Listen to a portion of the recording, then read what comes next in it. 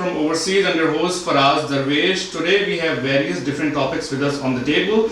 We will discuss the President Trump's visit to Saudi Arabia, and we will discuss its implication, especially on the region of Middle East, and that also we will cover Pakistan. Then we will discuss the India-Pakistan relations in the light of Kulbhushan Yadav's episode. So we have a prominent guest with us today. We have Dr. Moeed Yusuf, who is the Associate Vice President of Asia Center in U.S. Institute of Peace, and then we have Dr. Misbah Azam. So Dr. Dr. Moeed, thank you for joining us today. Please tell us we now see President Trump visiting Saudi Arabia, and what will be the implication of this visit? Will it have any implication on the region, especially when we, in the context of Iran? And when we bring Iran, then what will be the role of Pakistan? So tell us, do you foresee any impact or any jeopardy happening on the Iran deal, especially after this visit? Yes, thank you. Look, I think the visit is crucial in one respect, which is that this is the first visit that President Trump is making outside the US, and the signal he wants to give is twofold as far as I can see. One, that President Obama's strategy or policy, which seemed away from burst, which would re-cement its ties with Saudi Arabia, perhaps a signal to Iran that it may be put back in the dock. I don't see any prospect of the Iran deal being completely annulled. I think that would be a mistake, but also suicidal given the political dimensions and dynamics in Washington right now. You also have to recognize that Iran just went through a presidential election in which the incumbent president Rouhani has had a landslide victory. So the Iranians are also signaling that they want to remain moderate on the US question, want to remain mainstreamed in the international environment, and don't want to go towards policies that the previous president Ahmadinejad had towards the US. So all in all, I think the signal from the US is that Saudi Arabia remains crucial and critical, perhaps the foremost ally again, but the Iran deal will not be completely reversed as far as I can tell. The second element to the US president's trip, I think, is its reaffirmation that he wants ISIS as the principal focus of his policy towards the Middle East. He said this a number of times, and I think his visit to Saudi Arabia also reaffirms that pledge, given that it is also going to be part of this conference or summit involving the Muslim military alliance that the Saudis are championing. So, Dr. Moeed, when you say the military alliance that Saudis are championing, now when we say the military alliance, we definitely now see that former Chief of Army Staff of Pakistan, Raheel Sharif, is taking a lead in that alliance. And how do you see the role of Pakistan when it comes to rifts between Saudi Arabia and Iran? Obviously, we have stakes in both countries, and both are, Iran is our direct neighbor, and we have very close relations with Saudi Arabia as well. How should Pakistan balance between Saudi Arabia and Iran?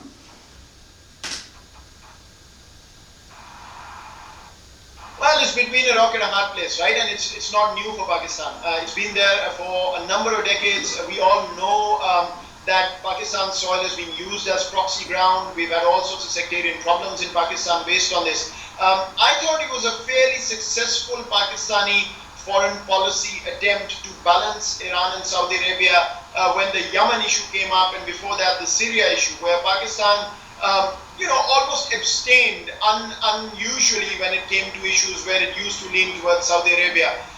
Now I think you see with Raheel Sharif's appointment, although it's not clear what Raheel Sharif is going to do, quite frankly, in an alliance whose structure is not clear itself, but it does signal to Iran that Pakistan may again be falling, towards Saudi Arabia against Iran, and that I think would be a very dangerous signal, given that Iran-Pakistan relations have also been dodgy.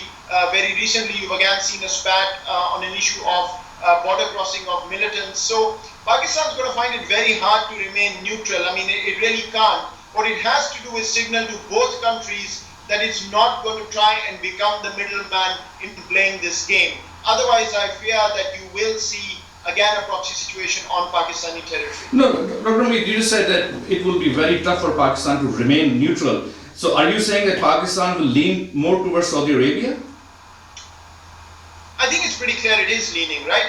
Rahim Sharif's appointment is an obvious signal that had to come after deliberations with the state. Also, there is this story that Pakistan may be sending some troops to Saudi Arabia. We don't know whether that's going to happen or not, but Iran is surely absorbing all of this and probably concluding that Pakistan is moving back into the Saudi alliance space in a way that Iran probably does not welcome. And that, I think, does signal a leaning that probably will create problems, more problems for Pakistan's relationship with Iran. Right.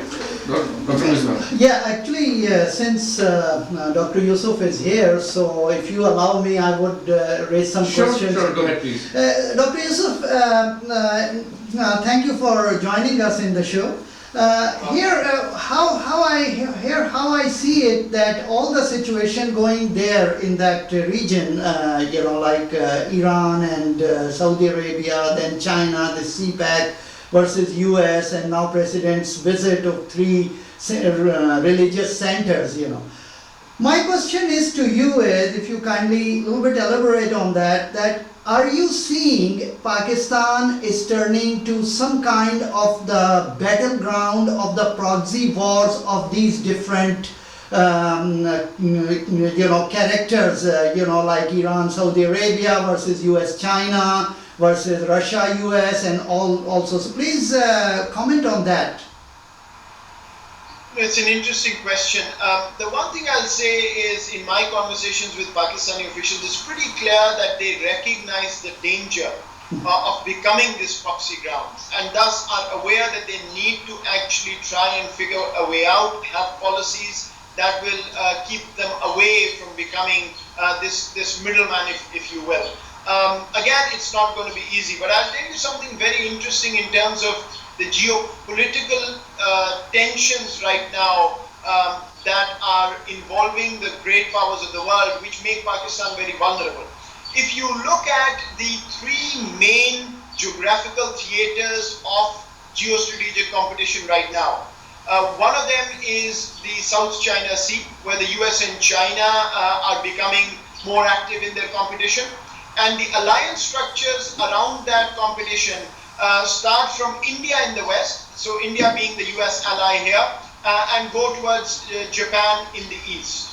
The second node of this competition is the Middle East. You know all the trouble in Syria, the Russians are involved, America is trying to resolve that problem, the Turks are involved, the Chinese also in some ways, and the frontier of the Middle Eastern problem ends at Iran in the east because of the Saudi, Iran, Israel, US sort of tension and Iran's role in Syria, etc. The third node is Russia's backyard, Eurasia, Central Asia, Ukraine on the other side, but on the Central Asian side, the frontier ends at Afghanistan. You've already heard that the Russians are becoming active in supporting the Taliban, etc., against the US in Afghanistan. So if you look at these 3 nodes, which is the country that borders each of these nodes as they stand in geographical terms? It's Pakistan. Iran on one side, India on the other side, and then Afghanistan on the third. No small power, in the grand scheme of things, Pakistan is a small power. No small power in history has been able to isolate itself from the currents of larger geostrategy when they come beckoning in a way that they are on Pakistan's borders right now. So this idea that Pakistan can remain neutral or isolated from the problems of the Middle East, of Afghanistan, or of the South China Sea competition, I think is a misnomer. It's made up, it's naive. And so Pakistan really has to be proactive, and to my mind it only has 2 options. Either become a proxy ground for these battles, or create an opportunity for the world's great powers to use Pakistan as a positive melting pot, to allow them opportunities to create interest for the US, for China, for others, to cooperate on Pakistani soil for Pakistan's, but for their own betterment as well. If Pakistan doesn't use that opportunity, and that opportunity, Misbah, only lies in economics. It lies in creating Pakistan's location and promoting it in a way that we've always talked about but never done, which is integrating the South Asian region with China, with Afghanistan, with Central Asia, and becoming the transit hub for that investment. That's the only way that Pakistan can make these great powers invested in Pakistan in a positive way rather than creating a proxy battlefield. Right. This is very good answer. So, I mean, Dr. Moeed, you just touched upon, integrating and, becoming economical hub. What else do you think we need to be doing above and beyond this CPEC route? Look, I mean, CPEC is a great opportunity. I think it's a north-south corridor that allows Pakistan mainstreaming. China's investment in Pakistan creates a stake for them. Now the goal has to be somehow to involve the rest of the region. Afghanistan has to benefit from CPEC, which means that Pakistan-Afghan relations on transit, on trade have to improve. Their tensions over the overland route question for India have to be resolved. And then Afghanistan has to give access to Pakistan to Central Asia as well. On the other flank is India, and that's the major problem. India-Pakistan relations, we all know are what they are. India has also opposed China's one belt, one road project. But there I think the US connection could be important. US wants to improve its ties with India, make it a strategic partner in South Asia and beyond. Can the US and China join hands to support CPEC on the one hand, but then also nudge India and Pakistan to open up the east-west corridor of South Asia, which essentially means integrating the region with this north-south axis that China has. I don't think India and Pakistan can do this on their own. Their relations are too fraught, too broken. But if US and China can isolate this South Asian region from their larger competition, US nudges India, China nudges Pakistan to open up the east-west corridor while the CPEC relationship improves and the US brings in investment into CPEC rather than staying out of it. I think this combination, it may seem idealistic, but quite frankly, I don't see any other way for Pakistan to avoid the proxy situation that all of us are talking about here. Right. Actually, one more thing, like an extension to what you said, I just want to ask your opinion on that. The way I see it, that actually India's biggest concern may not be that CPEC is crossing through the Kashmir, and that's why India doesn't want to join. The way I see it, India is very worried about if China would be sitting at the corridor coming from the Strait of Hormuz, So then China is going to control the oil traffic over there. How do you see that, Moeed, in that? No, I mean, I agree with you. I think this idea that CPEC passes through Kashmir is not the issue. I mean, there are plenty of projects that happen in Kashmir that India and Pakistan live with on both sides. I think it really is about geostrategic competition. It is about China's rise, and China's main bottleneck for the longest period has been that it only has sea opening on one side of its territory, and that is very vulnerable, the Straits of Malacca. And so this opening would create that space for China to really unleash its potential even in the west of China. India does worry about that. It should worry about that. It's a strategic competitor. Then the Indian Ocean, the competition in the Indian Ocean, where the Chinese are not present but Gavadir would allow them that presence, also worries India. If you look at the larger picture of the US-India relationship, then the US will worry about that as well, because the Chinese, after all, are the principal competitors moving forward for the US. So yes, it is about grand strategy, and that's why I'm arguing that the only way to turn this competitive grand strategy around into a cooperative one, they'll still continue to compete in other theaters, but at least in terms of South Asia, you could create that positive energy, because the US gains by having Pakistan, which is more stable because of this, by having an India that doesn't have to focus on the rivalry with Pakistan all the time and worry about the larger piece of China and East Asia, and you've also got an Afghanistan that will benefit tremendously from CPEC and the regional integration. So at least what US and China put on the table formally as their interests in the region, they can actually maximize them by cooperating in terms of Pakistan and the South Asian region and the economic linkages. That's at least how I see it. Dr. Moeed, as you just said that Pakistan needs to create that opportunity, Pakistan needs to create that positive energy. Now, I mean, if you were to tell us in steps, what are the steps Pakistan needs to take internally and externally to create that positive energy where Pakistan could be a part of the solution and not become a proxy in that whole, the multiple theaters, and as Misbah mentioned, China versus US, Saudi versus Iran, and so forth. It's not going to be an easy one, and Pakistan can't do this on their own. It also needs external support. I think the very first thing is to work with the US, because US is crucial in all three theaters. One, on Afghanistan, there can be no solution unless US and Pakistan agree to one. On India, Pakistan worries that the US-India relationship is undermining Pakistan's interest. That is a conversation to happen. And third, on China, I think Pakistan should encourage US as much as possible to invest in CPEC, and the US, I think, ultimately will be open to this if it finds the right environment. Of course, there are going to be quid pro quos. The US will want something in return in Afghanistan, which will also have to be worked out. But I think there are 3 or 4 dialogues that I would propose at this point. The first one is US-Pakistan on Afghanistan and CPEC. The second one is a dialogue between Pakistan and Saudi Arabia and Pakistan and Iran to figure out how Pakistan can be left out of this proxy kind of situation. What is it that Pakistan can offer Iran? What is it that Pakistan can ultimately agree to with Saudi Arabia? The third sort of note of this dialogue is Afghanistan-Pakistan, because if Afghanistan-Pakistan relationship remains as caustic as it is right now, you really can't have any movement on Afghanistan or on the region for that matter. And finally, I think you have to have a conversation between US and China to figure out how they can cooperate with each other in South Asia rather than continue competing. At the end of the day, when I talk to Pakistani and US officials, both understand that a rupture in the relationship with US-Pakistan or with US-China or with Pakistan-Afghanistan hurts everybody. So they don't want that. But there is no conversation happening at the moment to make sure that this competition turns into cooperation. So I would start with a number of dialogues where at least you would put on the table on what each side wants to allow Pakistan to create this melting pot kind of situation that I'm arguing. It's not going to be easy because you will have to convince India on certain things, and the US may have to do that. The Chinese would have to convince Pakistan on certain things. But at the end of the day, I truly believe that Pakistan sitting back, waiting for the world to come and figure out what to do in the region will be a kiss of death given the geographical nodes of strategic competition that I explained earlier. And what step needs to be taken internally within Pakistan? We could spend a whole day talking about that.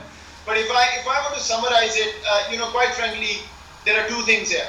Number one, Pakistan cannot get to the point that it wants to get to without sustained economic growth. Whatever is required for that, we need to do. If it means tax reform, we need to do that. If it means political system change, we need to do that. If it means that the rulers have to rule in a certain way, different way, we need to do that. Does it mean that civil-military relations have to? Whatever it takes, we have to keep a sustained 6, 7, 8% economic growth. Now, for that to happen, I say whatever needs to be done should be done. One of the things that needs to be done is that Pakistan's internal security has to improve further. And that, Misbah, will not improve unless Pakistan can figure out a way to remove all terrorist elements from its soil. It can't be one or the other.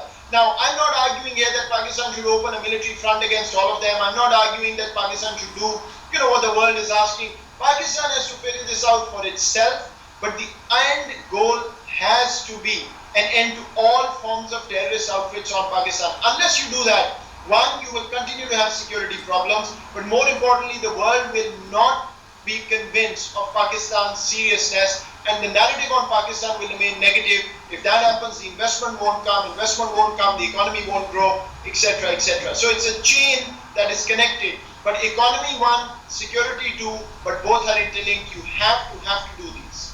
Moeed, a little bit related question. Like I told you some time ago when we were talking on telephone that I had visited Pakistan. Actually, over there I found out there is some sort of nervousness regarding the CPEC among the people who are kind of opinion makers, if you will. However, recently there is a report published, and then some of the very top economists and intellectuals from Pakistan, they wrote an article, like Dr. Khurram Hussain wrote that article, and kind of it is giving impression that a lot of intelligentsia community in Pakistan, they have some concerns about it. Can you please explain us that how you see that? They really should be concerned about it, or it is just you can see it's just a regular thing always that happens. Propaganda, yeah.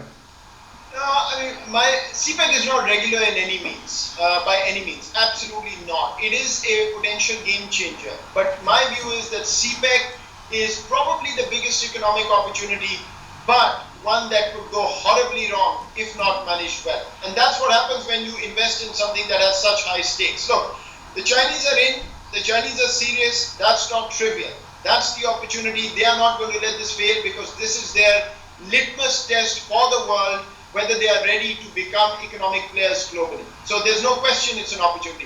But if you continue to maintain secrecy around the deals, the Chinese have gotten deals which are out of this world. I mean, the incentive structure for them, the insurance premium rates, etc., are not found anywhere else in the world. So if the government continues to be so secretive, if the provinces continue to believe that Punjab is going to gain on their expense, at their expense, already there are so many interprovincial problems in Pakistan, this could go in a direction that could become horribly wrong for Pakistan.